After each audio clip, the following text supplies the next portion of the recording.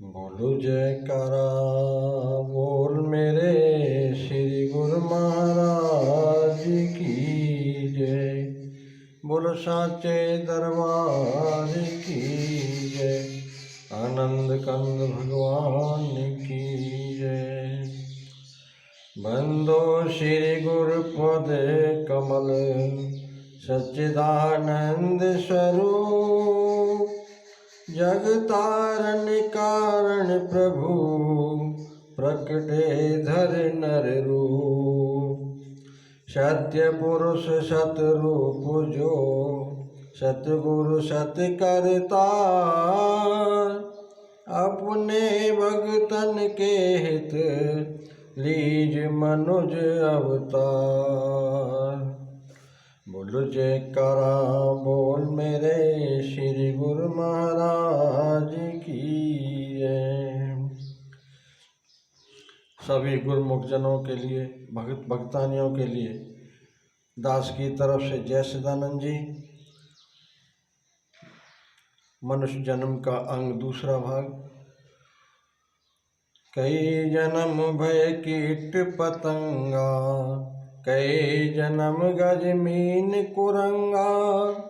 कई जन्म पंखी सर्प होयो, कई जन्म है वर ब्रख जोयो। मिल जगदीश मिलन की बरिया, चिरंकाल एह देह संजरिया। कई जन्म शैल गिर करिया, कई जन्म गर्भ हिर खरिया। कई जन्म साख कर उपाइया, लख 84 जौन भ्रमाइया। साध संग भजियो जन्म परापते, कर सेवा भज हरि हरि गुरुमति। त्याग मान झूठ अभिमान, जीवत मरहि दरगह परवान। जो कुछ हुआ सो तुझ ते होगो, अवर न दूजा करने जोग। ता मिलिए जाले मिलाई, कहु नानक हरे हरि गुण गाई। ऐ मनुष्य, इससे पहले तू कई बार कीट और पतंगों की योनियों में फिरता रहा है, और कई योनियां हाथी, मछली और कुरंग आदि की तूने भोगी है। और कई बार तू पक्षी और सांपों की योनियों में चक्कर काटता रहा है, और कई बार तू वृक्ष होकर जन्मा है। इसलिए ऐ प्यारे, अब तेरी ईश्वर से मिलने की बारी है, क्योंकि यह शरीर तुझे चिरकाल के पीछे प्राप्त हुआ है, और ईश्वर का मिलाप इसी जन्म में हो सकता है। इस वास्ते इसके अंदर तू ऐसा यत्न कर कि फिर तुझे नीच योनियों के अंदर न जाना पड़े, क्योंकि यदि अब की बार भी चूक गया तो फिर वही शैल और पर्वतों की योनियों में तुझे भटकना पड़ेगा। जैसे आगे कहा है, कई जन्म शैल गिर करिया, अर्थात कई जन्म पत्थर और पहाड़ बनकर तूने काटे, और इस प्रकार अनेक योनियों के अंदर तुझे गर्भ का कष्ट सहना पड़ा। और फिर कई बार तू वृक्षों और वनस्पतियों के रूप में पैदा हुआ, और 84 लाख योनियों के अंदर भरमता रहा। इतने भारी कष्ट भोगने के पश्चात अब यह तुझे उत्तम मनुष्य शरीर मिला है। अब तू ऐसा कर कि सत्संग में जा कर के गुरु मत को धारण कर, और सेवा करके अपना जन्म सफल कर। संसार की मोह ममता और झूठे मान अभिमान को त्याग, और एक बार जीता हुआ मर, ताकि बार बार तुझे जन्मा और मरना न पड़े, और तू प्रभु के दरबार में परवान होवे। ऐ मनुष्य, तुझ में इतनी शक्ति है कि तू जो चाहे सो कर सकता है। 84 लाख योनि से छूटना और प्रभु की प्राप्ति करना तेरे लिए कोई बड़ी बात नहीं है, क्योंकि तू मनुष्य है, और सिवाय इस जन्म के और कोई भी जन्म तेरे छुटकारे का नहीं है। प्रभु ने जो यह जन्म प्रभु तुझे दिया है, तो इसका अभिप्राय यही है कि वह तुझे अपने साथ मिलाना चाहता है। इसलिए तुझे भी बड़ी प्रसन्नता पूर्वक उससे मिलाप करना चाहिए। साहिब फरमाते हैं कि जब मालिक तुझे मिलाने को तैयार हैं तो फिर तू क्यों देरी करता है। तुझे चाहिए कि तू भी अपनी बुद्धि को शरण में ले जाकर उसके गुणगान कर, क्योंकि तेरा कल्याण इसी में है। 184 जौन सवाई, मानस को प्रविधि बढ़ियाई। इस पौड़ी ते जो नर चूके, सो आए जाए दुख पाईदा। संत कहते हैं कि 184 योनियों में भगवान ने मनुष्य को खास विशेषता दी है, इसलिए कि इस जन्म में यह भगवान को पा सकता है, परंतु यदि अब की बार भी चूक गया तो फिर इसकी शिकायत कोई नहीं सुनेगा। यही समय है जिसके अंदर इसकी सब शिकायतें दूर हो सकती हैं। यदि अब भी अचेत रहा तो फिर सिवाय रोने और पश्चाताप करने के हाथ कुछ नहीं आएगा। इसलिए मनुष्य, तुझे कुछ विचारना चाहिए और इस अनमोल समय के अंदर कुछ अपना बनाना चाहिए। कबीर मानस जन्म दुलंब है, होए न बारे बो। ज्यों मन फल पाके मुई, गिरह बहुर न लागे डोर। संसार में प्रत्येक काम के लिए खास समय मिले होते हैं। खाने पीने का समय दिन में 1-2 बार आता है। मेले और त्यौहार आदि के समय ऐसे हैं जो मनुष्य वर्ष में 1 बार देखता है। ब्याह शादी और संतान आदि के वक्त समस्त जीवन में 2-4 बार आते हैं, परंतु एक समय ऐसा है जो लाखों करोड़ों जीवन व्यतीत हो जाने के पश्चात आता है। वह समय कौन सा है? वह यही है। इसलिए इसके अंदर अचेत नहीं रहना चाहिए, अर्थात जागकर अपने काम में लगना चाहिए, क्योंकि यह समय सोने का नहीं है। एक संत कहते हैं, जागना है तो जाग ले, अफलाक के साया तले। हशर तक सोया रहेगा, खाक के साया तले। कबीर साहब का वचन है, नींद निशानी मौत की, उठ कबीरा जाग। और रसायन छाड़ के, नाम रसायन लाग। प्यारे, जिस जगह को तूने विश्राम गृह समझ रखा है, यह विश्राम गृह नहीं है, यह कर्म भूमि है। तू उस गीदड़ की तरह भुला हुआ है जो रात को सर्दी से दर दर मारा हुआ भड़भूजे के भाड़ को घर समझ बैठा था, और अंत में भड़भूजे के डंडे खाने पर उसे वहाँ से भागना पड़ा। वह कथा इस प्रकार है। कहते हैं, एक गीदड़ किसी जंगल से मारा मारा शहर में आ निकला। रात का समय था, सर्दी सख्त पड़ रही थी, लोग सो रहे थे। बेचारा फिरता फिराता एक भड़भूजे की दुकान में जा प्रविष्ट हुआ और सर्दी से बचने के लिए जगह टटोलने लगा। हाथ पांव मारते मारते अचानक भाड़ में गिर पड़ा। भाड़ की राख गर्म थी।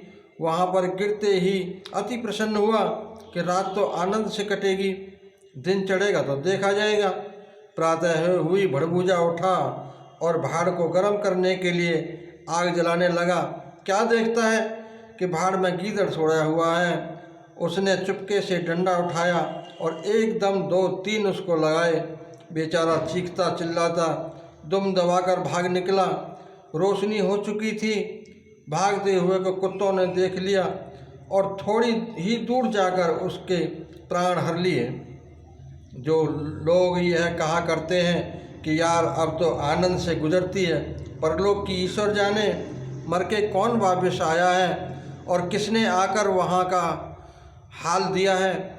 इस तरह अपना मन परचा लेते हैं। उनकी मिसाल भी उस गीदड़ की सी समझनी चाहिए। उन बेचारों को यह पता नहीं है कि यह मनुष्य का शरीर हमको किस काम के लिए मिला है, इसमें हमने क्या करना है और इस सुंदर समय की कितनी कीमत है।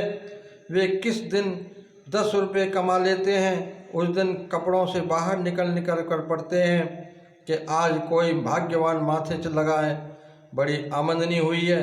वह माया के लाभ को लाभ और माया की हानि को हानि समझते हैं।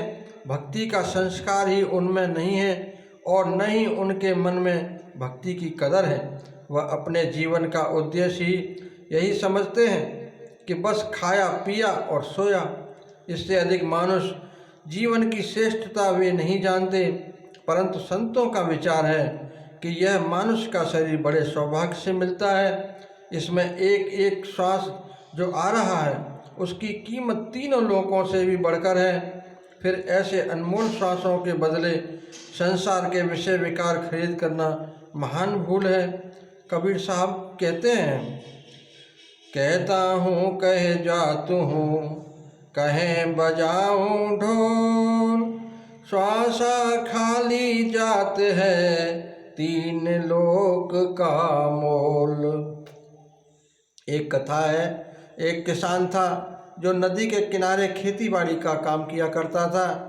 एक बार वह नदी के किनारे किनारे जा रहा था कि रास्ते में उसे एक लाल मिल गया, परंतु वह उसकी कदर नहीं जानता था।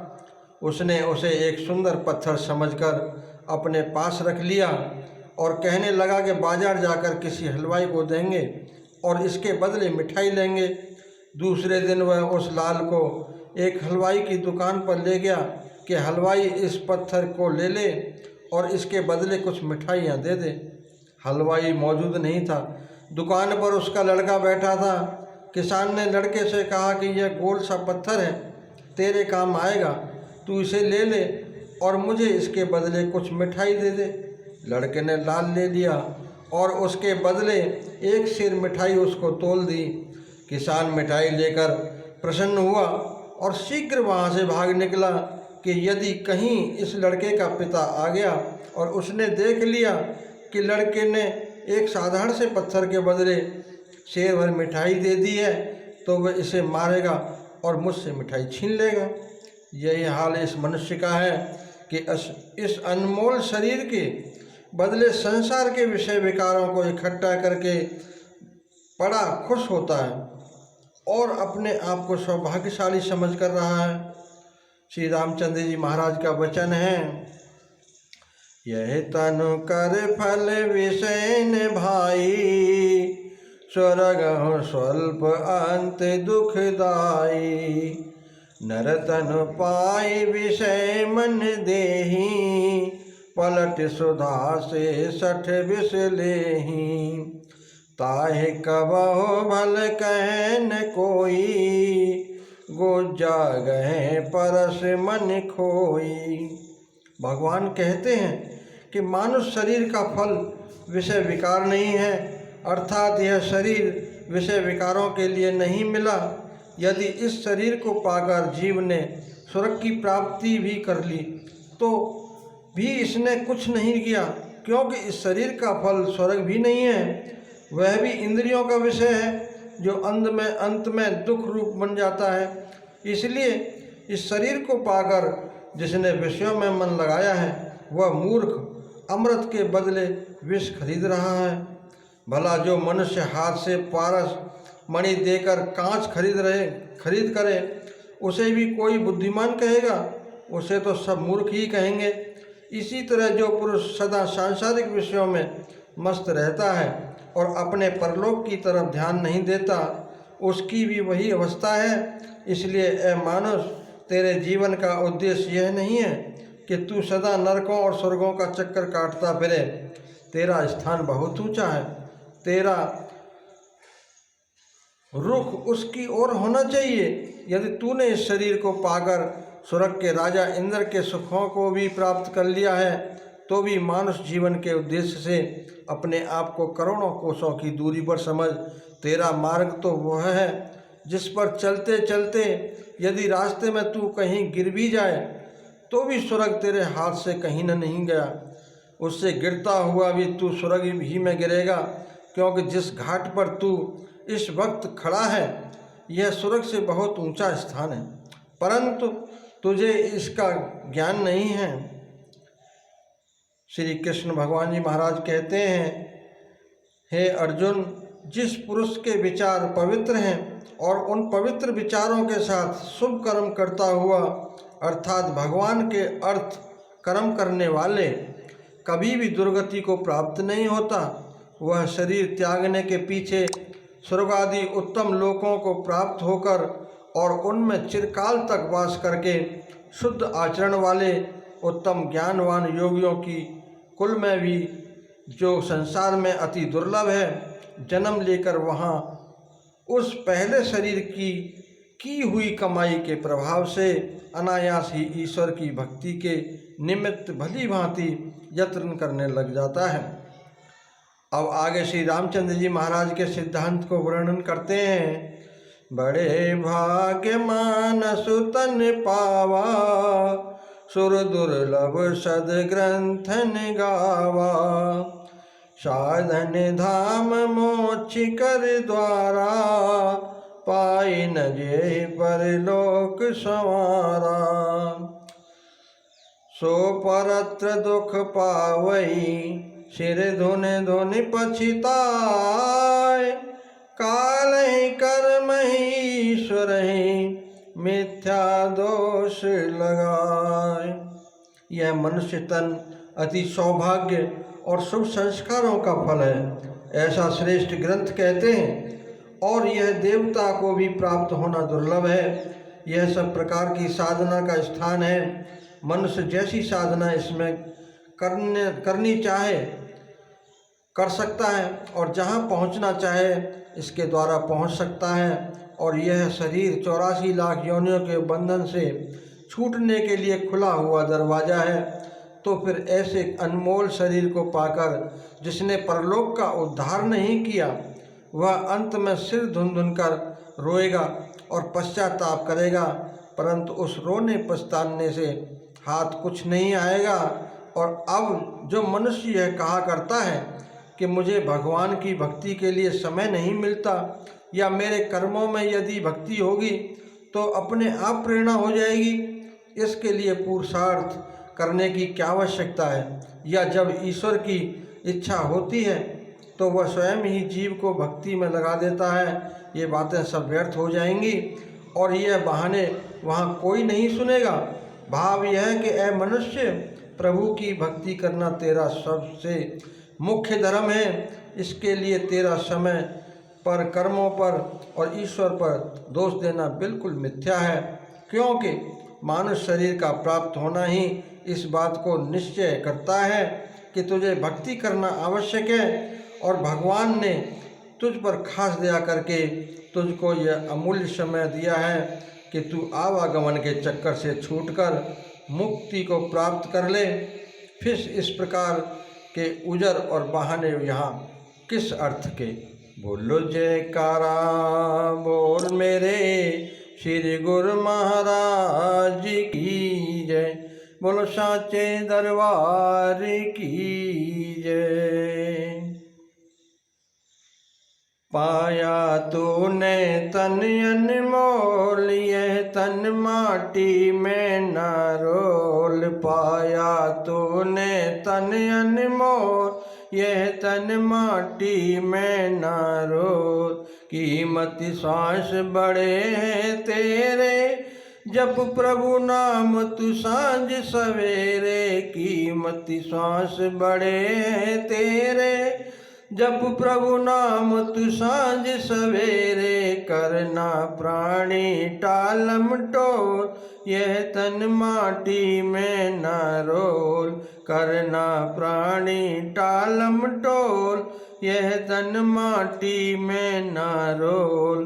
पाया तूने तन अनमोल, यह तन माटी में न